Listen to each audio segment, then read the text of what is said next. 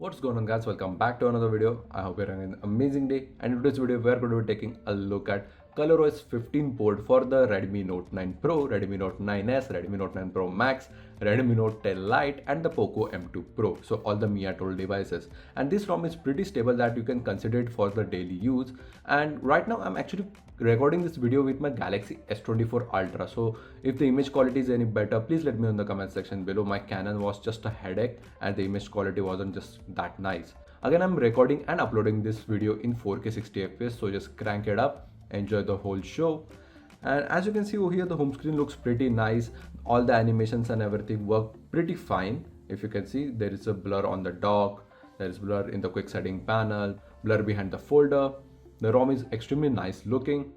If you go to the -1 screen, you have a normal app vault. This is a Chinese base, but you do have all the Google Play services, Play Store and the quick share completely working fine.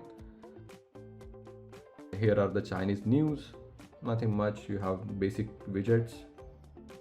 If you go over here, you can just quickly clear your RAM, visit the app manager, go back, find animations, going to the home screen, pretty basic stuff.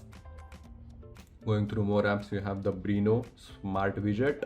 You have more apps right over here. Let's just go to the weather app. Surprising, the weather app doesn't open the default location if you have even added one. It looks quite nice, it's fluid. The UI does actually sometimes hiccup. On the 4GB RAM version of my Note 9 Pro, going through clock, if you just add a stopwatch right over here and go back to the home, it will add a iOS like notch, just like the FunTouchOS which we took a look at last week. If you haven't already checked that video, just press the I button right over here, and the animations are quite fluid.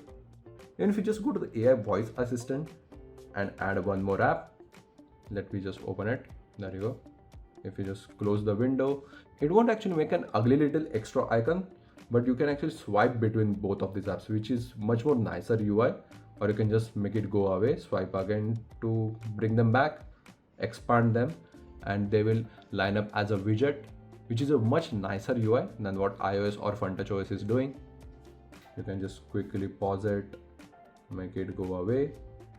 It looks much more cleaner than the FunTouchOS implementation. This is your normal file manager. And something fascinating I discovered, if you have any app in the dock, it just opens blazingly fast. If you look at that, there is just no delay. It opens right away. I didn't have anything in RAM. Here is the iOS style recent apps menu. Just close it. If I just open them again, as you can see, there is just no delay. So if you just keep anything in the dock, it will be always ready to open. If you go to the camera, you have basic MIUI camera, so you don't lose out on any functionality. As you can see, even the wide angle lens works just fine. Coming back to the home screen, you have more basic apps like phone manager. Just like any other Chinese OS, you have basic stuff like performance booster, app cloner, cleaner photos, your battery management. The battery life without SIM has been quite fine. I've been using this ROM for a couple days now. If you go to power saving settings, you have basic battery protection.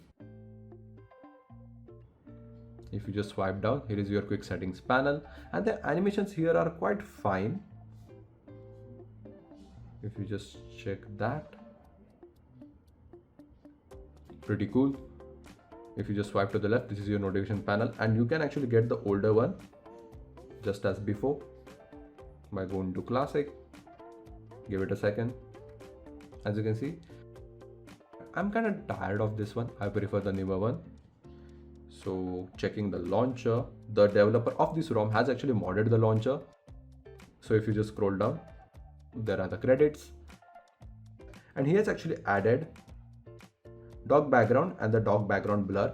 This setting actually needs a complete reboot, but basically you can control the blur and the background of it. If you don't like it, just turn it off.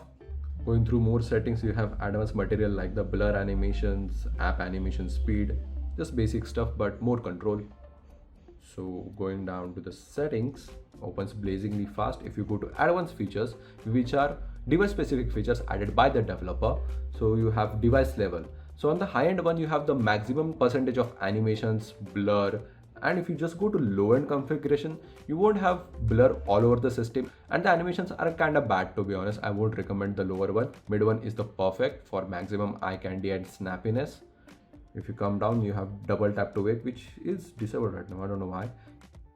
You remove screenshot restrictions, so you can just screenshot, screen grab anything.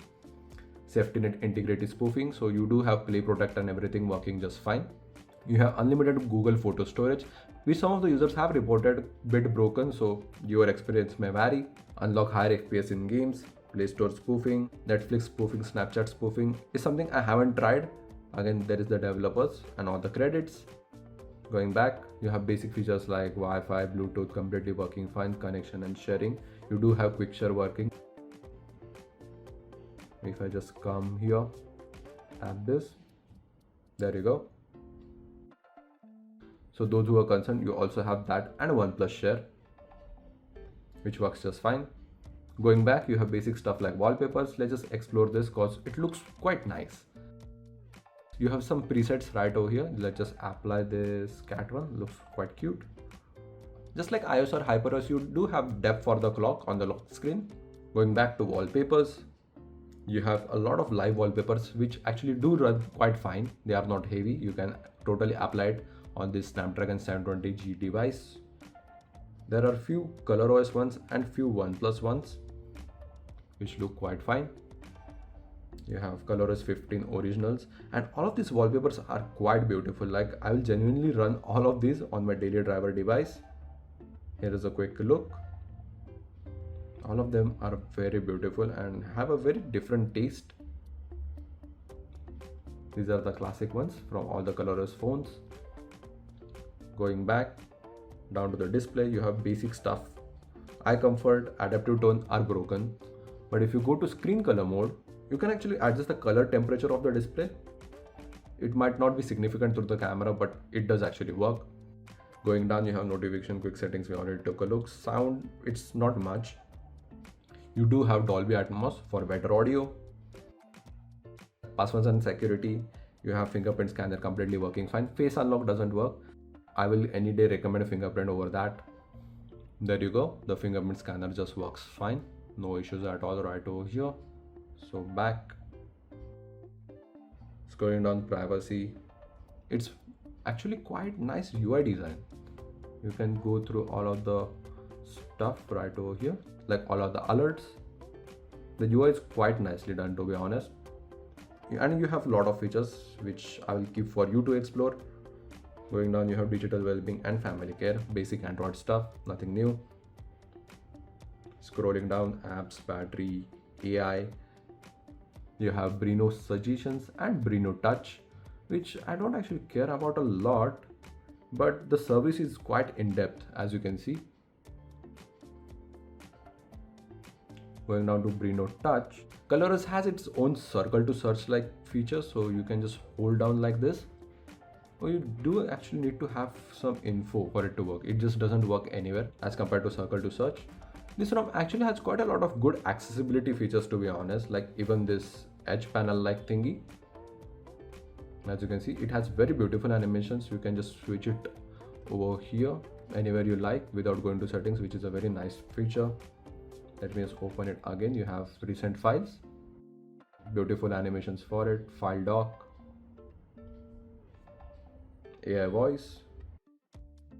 And if you want to quickly access your apps which are out of your reach, here's how you can do it. The gesture is a bit weird, but once you master it, it's pretty easy to use. You can even launch floating windows like this, enlarge them just like any other OS, close, quite nice. Let's just keep this aside. Going back, you have Hey Tap Cloud, which is their account services for tracking the phone and stuff. I don't think you should actually use that in the Chinese ROM, but here is the About Phone section, very nicely done with the Xiaomi logo and stuff. Android version 15. If you go to version, you will have all the credits. Android version 15, kernel version 4.14, And that's pretty much it for the ColorOS 15 review for the Redmi Note 9 Pro devices. I hope you guys enjoyed. If you found this helpful, please drop a like and be sure to subscribe. If you want a complete installation video on this, please let me know in the comment section below, and see you guys in the next one.